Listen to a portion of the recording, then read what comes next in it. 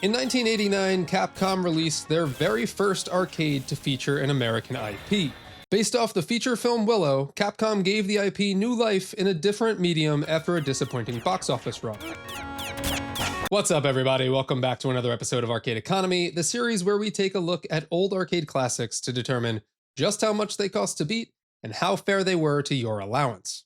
In our last episode, we looked at Capcom's Dungeons & Dragons Tower of Doom. Today, we're traveling to the fantasy world of Anduin to take a look at another Capcom classic, Willow.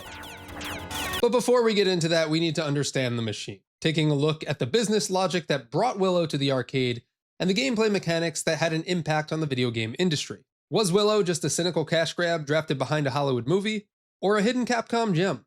As always, let's find out.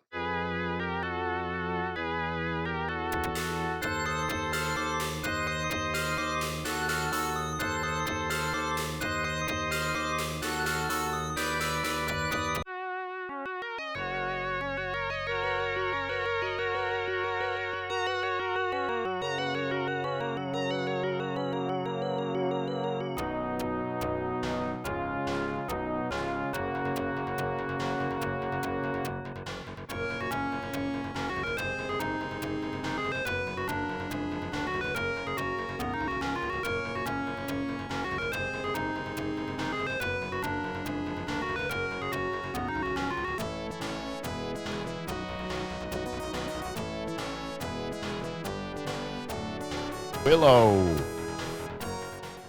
The arcade business was booming in the late 80s, and with the 90s on the horizon, Japanese studios were searching for new ways to connect with Western players.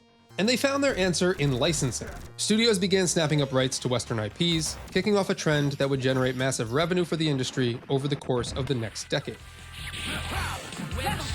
Data East and Taito set the template in 1988 with RoboCop and Superman. Even though American IPs had been adapted in the arcade before, these were the games that got the industry thinking the path to a global hit might be through Hollywood.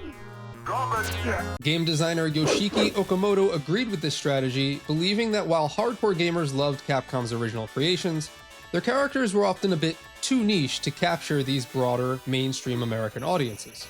So Capcom went shopping and snagged the license for the George Lucas fantasy epic, Willow. While the beat-em-up genre was starting to gain popularity, Capcom decided to adapt Willow into something more familiar, a platformer similar to Ghosts and Goblins or Mega Man. The game released in arcades in the summer of 1989, and if you're at home doing the math, then that's more than a full year after the movie had released and ultimately flopped during its box office run. Any sort of Willow hype had cooled off. But even with the cards stacked against it, Willow somehow survived for one simple reason. It was a great game. Upon its release, Willow was a big arcade hit and was praised by critics for its gameplay and graphics. Sadly, the arcade game never received a home port, and unless you emulate it, the arcade is the only way to play this game. With the Willow license in hand, Capcom also released an action RPG game for the NES in the same year. The game was seen as a Zelda clone and was generally well received. There also was a Willow game that came out a year earlier in 1988 for home computers, and it's certainly something. The arcade game follows the narrative of the movie, pretty accurately I might add. But to get the full story, you probably would have need to seen the movie. The evil Queen Bavmorda learns of a prophecy. A child with a specific rune birthmark will be born to bring about her downfall. To prevent this, she imprisons all pregnant women in her domain. When the prophesized baby, Elora Danan, is born, her mother convinces a midwife to smuggle the child out of the castle. The baby is set adrift down a river just before Nockmaar hounds kill the midwife. The baby is found by Willow Ufgood, a Newland farmer and aspiring sorcerer. Tasked with returning the child to its people, Willow sets out on a quest to deliver Elora Danan safely to a human family. With the Queen's forces in pursuit, Willow comes across a rogue swordsman, Mad Mardigan, who assists the two in their journey. Derp. The game gives you the basic rundown in its attract mode and continues the story with cutscenes between levels. Side note, one thing that I found kind of funny was the coming this summer ad speak in the attract mode. Bro, what? Coming this summer? You're playing the arcade game right now. Maybe this was just a bad translation or left on here from like the initial demo cabinet or something. I don't know. The game features 6 levels, each of which is pulled directly from scenes in the movie. Level 1 starts off with Willow leaving his village. Level 2 emulates the tavern and chase scene. Level 3 was taken from a deleted rowboat scene where Willow encounters a monstrous fish. Level 4 is an ice-themed level that adapts the sled chase and includes my favorite scene from the movie.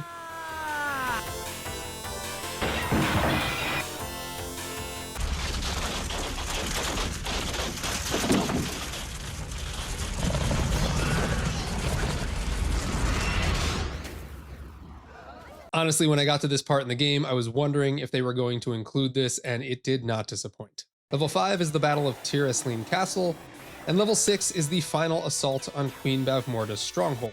Levels are also timed, and if the timer runs out, you'll lose a life. As mentioned previously, the game is an action platformer and can be played with 2 players. But like most platformers of the time, it's played in turns, Mario style, rather than playing together. Because of this, I don't have 2-player data for this game, and Scott, the other half of Mass Replay, sat this one out. Depending on the level, players will switch between playing as Willow or Madmartigan, with level 5 giving you the option to pick between the 2. Each character plays differently. Willow uses projectile attacks, while Madmartigan is more of a melee character. The cabinet features 2 buttons, attack and jump. Holding down and jump will cause players to slide to dodge attacks and projectiles, and holding down the attack button will charge it up for more power. It's widely agreed upon that this mechanic influenced the Mega Buster charge shot seen in the Mega Man franchise, also developed by Capcom. This mechanic wouldn't debut in that series until Mega Man 4's release in 1991. In some stages you can find brownies, the 9-inch tall fairy-like creatures who act as allies on your behalf. However, I missed these in my playthrough and only found out about this later when I was doing my research for the game.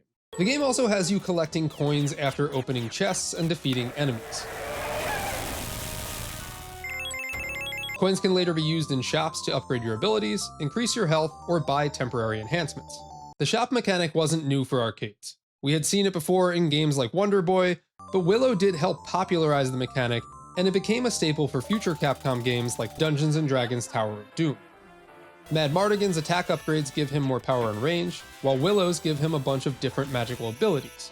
These include Moonlight, a crescent-shaped blast, Tornado, a cyclone that moves on a slightly upward angle, Gold, an attack that insta-kills most weaker enemies, Time, which freezes time for a few seconds, Explosive, sends a fiery blast in front and behind Willow, and Crystal, a protective barrier that can also damage enemies. Now this was my first time playing Willow, and I usually don't do a lot of research into the game before playing it, because I want to emulate that experience of being able to go into the arcade for the first time and seeing the game. So I didn't really know what I needed to put my coins into in the shop.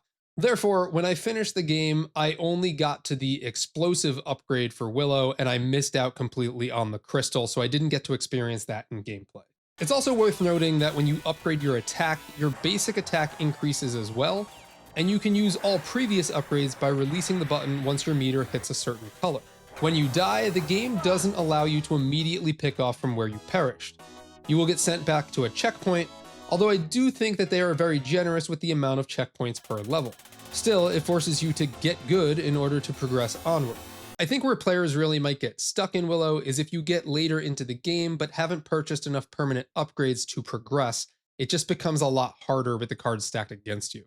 Throughout the game, you'll fight several bosses and sub-bosses, a handful of which are Capcom originals. The first sub-boss is the Brightmane Mage, and jump attacks work pretty well here. The first stage boss is the Mutant Death Dog, a massive, screen-filling version of the wolf-like Nockmaar hounds seen in the film. It attacks by lunging and breathing fire. I found it best to just keep your distance and constantly jump attacking. The next boss appears on level 3 and is a Capcom original Caliban, a powerful floating warlock. He was, hands down, the hardest boss fight that I had encountered in this game, and it's probably because I didn't upgrade my abilities properly. He'll fire rocks at you and an army of fire dragons, which can be defeated by shooting their heads. It's best to learn their patterns to avoid them, and I didn't have the tornado attack for this fight, but I do feel like that is probably the easiest way to defeat him. On level 4, you'll fight the sub-boss Matanda, the yellow dragon. He's pretty easy, just keep your distance so you don't get burned, and then charge up your attack and jump attack him. General Sorsha is the next boss fight, and she'll deflect most of your attacks, so I found it best to charge up your attack and lure her into jumping. When she's just above you, release your charged attack and slide underneath her, rinse and repeat. Level 5's boss fight is the two-headed Amberisk. Again, keep your distance and jump attacks for the win here. Then finally, level 6 will see you fight off against the sub-boss General Kale and big bad Queen Bavmorda. For Kale, study his patterns, especially his jumps, and then, when the time is right, spring your attack. For Bavmorda, I actually found that spamming attack worked better than charging it up. When she gets to about half health, she'll start floating around and animate objects in the room. Use your tornado attack to hit her in the air and finish her off. And now it's time to answer the question, how much did I spend to beat Willow? At the end of my play, it cost me $12.25 or 49 credits. Now, $12.25 in 1989 would feel like spending $31.91 today. It took me 1 hour and 52 minutes to beat Willow. There was a boss that I got stuck on for a pretty large amount of time, and we'll get into that. But that factors out to just under 11 cents per minute. So looking at my beat 'em up data, most of those games kind of average around 12 cents per minute. So this comes in just right underneath that. For the bosses, I spent 25 cents or 1 continue on the Mutant Death Dog, a whopping $4.50 or 18 continues on Caliban. Like I said, this boss gave me the most trouble. 25 cents or 1 continue on Matanda, 50 cents or 2 continues on General Sorsha, 25 cents or 1 continue on Emberisk, 25 cents or 1 continue on General Kale, and $1.25 or 5 continues on Queen Bavmorda, bringing my boss total to $7.25. Side note, I almost gave up on Caliban and just started the game over, believing that he would have been much easier to beat had I gone back and made better decisions upgrading my abilities, but I persisted. I do think had I had the tornado attack, he wouldn't have given me as much trouble. And now it's time to bust out the Predatory game scale to determine just how predatory Willow was in stealing your money. The total cost to beat was pretty high for similar games around this time, but the cost per minute was just about average. There is definitely a learning curve to this game, especially when it comes to which items and upgrades you should be purchasing in the shop. I didn't really notice any AI cheating or super unfairness in this game. However, I do feel like a lot of the enemies were strategically placed against you, especially the ones that threw projectiles like the archers or the bombers. There were some levels where you had to do platforming and also kind of dodge them, and there wasn't really an easy way to kill them. You can avoid these projectiles, but it certainly isn't easy. It is definitely possible to 1cc this game with enough practice. There's also this labyrinth level near the end of the game where you play as Medmardigan, and you have to go through a series of doors, and if you select the wrong door, you'll have to start that portion of the level over again, which does seem a little cheap.